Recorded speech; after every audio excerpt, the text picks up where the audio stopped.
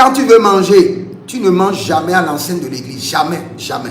Toute personne que vous voyez qui mange à l'église, my God, c'est grave. Même du chewing-gum, du bonbon, tu es en train de violer déjà le sacré. Tu manges du chewing-gum à l'église, tu peux manger du chewing-gum auprès du fétiche, au couvent. Ou bien, si tu es dans un secte, tu peux manger du chewing-gum dans ton secte. Tu ne peux pas manger devant le sacré. On ne vient pas pour manger devant, on vient pour vénérer le sacré. Tu ne pourras pas venir à l'église et manger du bonbon, du chewing-gum à l'église, jeter des ordures à l'église. Tu es en train de violer le sacré. Et le sacré ne te dira rien et il libérera la malédiction du sacré. Il y a beaucoup de gens dont leur vie est bloquée. Et ils regardent seulement le diable. Il dit que c'est le diable qui a... Ce n'est pas le diable. Tu as violé le sacré.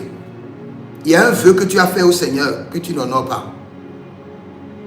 Il y a quelque chose que tu fais à l'église que tu as abandonné. Il y a un engagement que tu as pris, que tu as ignoré. C'est ça d'abord qui bloque ta vie. Laisse d'abord le diable. Le diable n'est pas autant puissant. Il n'est pas autant fort. Mais il utilise seulement la stratégie de ton Dieu contre toi. Et quand ta vie est bloquée, la première des choses, laisse d'abord le diable. Parce que la Bible nous dit que quand deux personnes ont des problèmes, Dieu intervient et il y a la solution. Mais la Bible nous pose la question, quand quelqu'un a des problèmes avec Dieu lui-même, qui pourra intervenir en sa faveur? C'est ce que Samuel nous disait quand il parlait à Saül.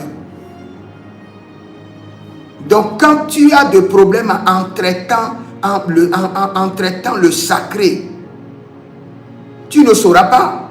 Ta vie sera bloquée. Tes finances seront bloquées. Tu vas prier, tu sens que tu pries, mais tu es vide. Tu as un problème avec Dieu lui-même. Résous d'abord ton problème avec Dieu, avant de commencer par lier, par détruire, par faire descendre le feu. Non.